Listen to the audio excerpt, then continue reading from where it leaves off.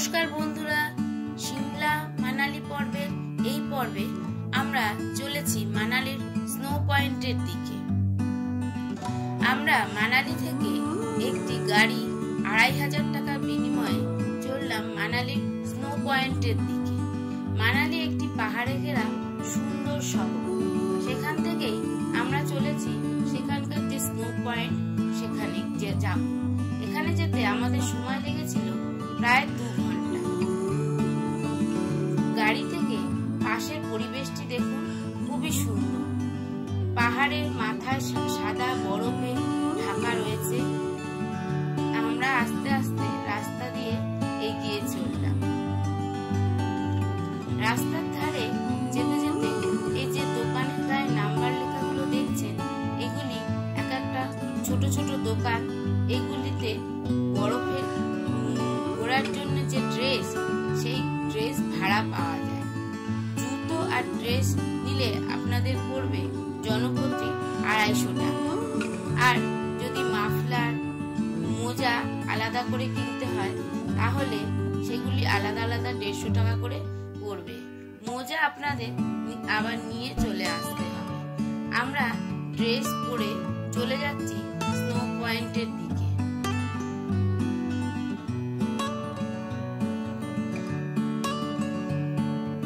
Snow পয়েন্টের দিকে যাওয়ার সময় যে ড্রেস ভাড়াগুলি নেবেন, সেই দোকানেও বরফের উপর অ্যাক্টিভিটিস করার জন্য তারা অনেক সময় টিকিট কেটে নেওয়া যায়, আবার ওখানে গিয়েও অনেক সময় টিকিট কাটা যায়। তাই আপনারা যেভাবে যখন খুশি কাটতে পারেন। আমরা এখন এগিয়ে চলেছি বরফের স্থানের দিকে, মানালির স্নো পয়েন্ট। এটা হলো শিশু নামক একটি গ্রাম। এখানকারই আমরা কক্সারে যাব।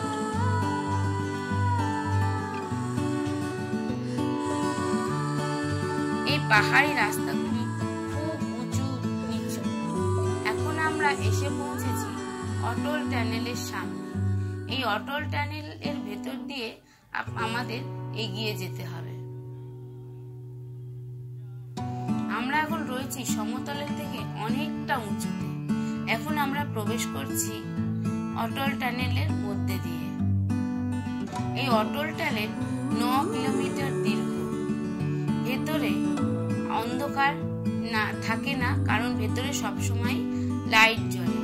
এই বিশাল অটল টানেল পার হয়ে আমরা এগিয়ে যাব শিশু নামক গ্রামের দিকে।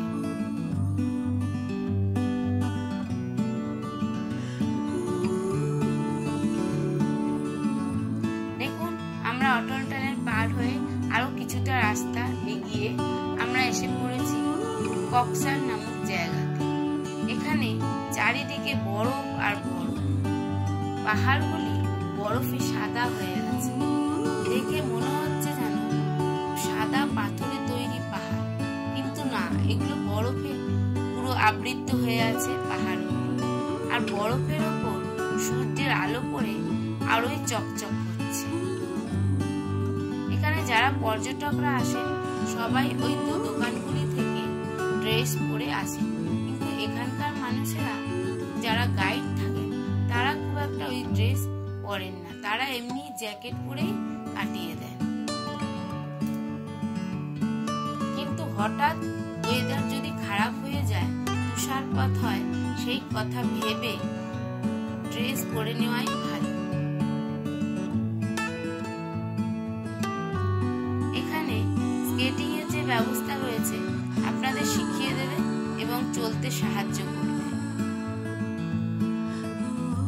এছাড়া রয়েছে টায়ার টিউব, যেটা উপর থেকে বরফের উপর দিয়ে ছেড়ে দিচ্ছে। আর রয়েছে বাইকে করে ঘোরার ব্যবস্থাও রয়েছে এখানে বরফের উপর দিয়ে। বেশ কিছুটা সময় লাগে এখানে ঘুরতে, তাই সকালবেলায় বেরিয়ে পড়াই ভালো। যত বেলা হবে পর্যটকদের ভিড় তত বাড়তে থাকে। আমরা সকালবেলার জলখাবার খেয়ে বেরিয়ে পড়েছিলাম এখানে আসার জন্য।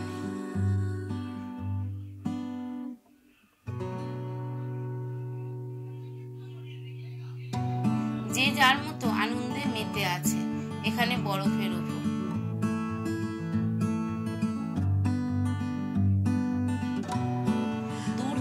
দেখলে যতটা ঠান্ডা মনে হয়, কিন্তু এখানে এসে আমাদের শরীর এত বেশি অ্যাডজাস্ট হয়ে যায় যে এতটা ঠান্ডা অনুভূত হয় না। এখানে আপনারা পাবেন গরম গরম ম্যাগি, চা, বিস্কুট ইত্যাদির দোকান। এখানে বসেও আপনারা বরফের ওপর গরম চায়ের অনুভূতি গ্রহণ করতে পারেন। তাদেরই কিছু চেয়ার আছে, সেখানেও বসতে পারেন, অথবা এখানে চারিদিকে যে বরফের পাহাড় সেখানেও উপভোগ করতে পারেন।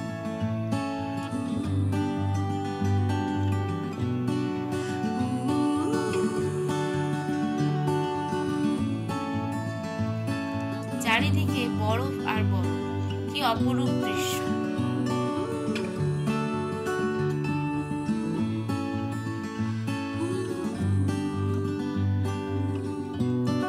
যে যার মতো বরফ নিয়ে খেলা করছে।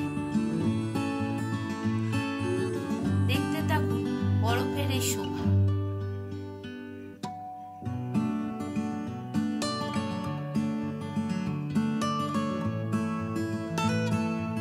প্রকৃতির কত অপরূপ রূপ এই বরফকে না দেখলে বোঝা যায় না। আমরা গিয়েছিলাম ডিসেম্বর মাসের শেষের দিক নাগাদ। এই সময় রোহতাং পাস বন্ধ থাকায় আমরা রোহতাং পাসে যেতে পারিনি। এখানেই বরফের আনন্দ অনুভব করেছিলাম।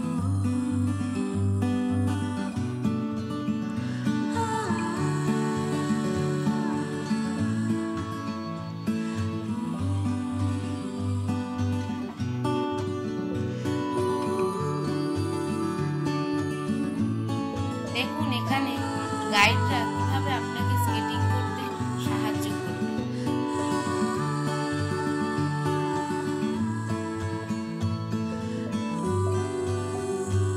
আপনি যতক্ষণ খুশি স্কেটিং করতে পারেন।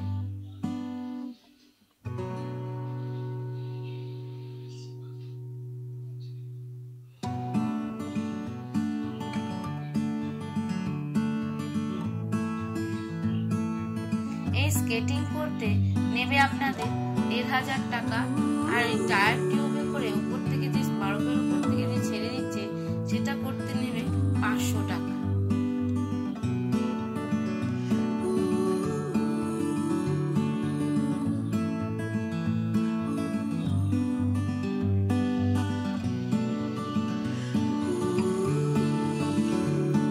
কি বিরাট পাহাড় আর কি সুন্দর বরফ পড়ে আছে। দেখুন গাইডরা কিভাবে সাহায্য করতে স্কেটিং করতে।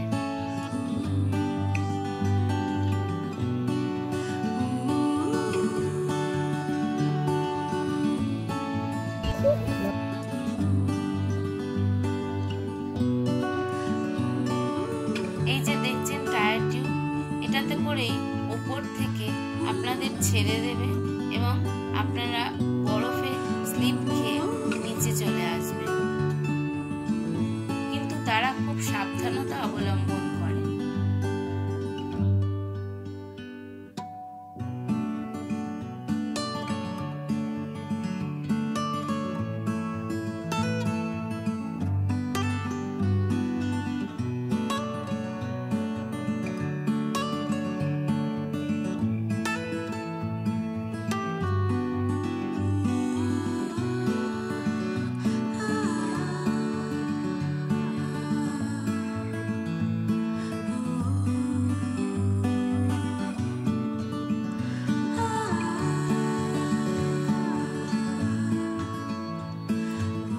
বেশ কিছুটা সময় আমরা কাটিয়ে ফেললাম এই বরফের মধ্যে। এবার আমাদের ফেরার পালা।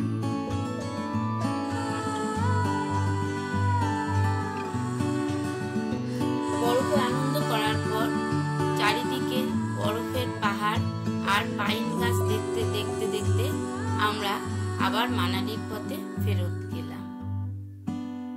ভিডিওটি দেখার জন্য অনেক ধন্যবাদ।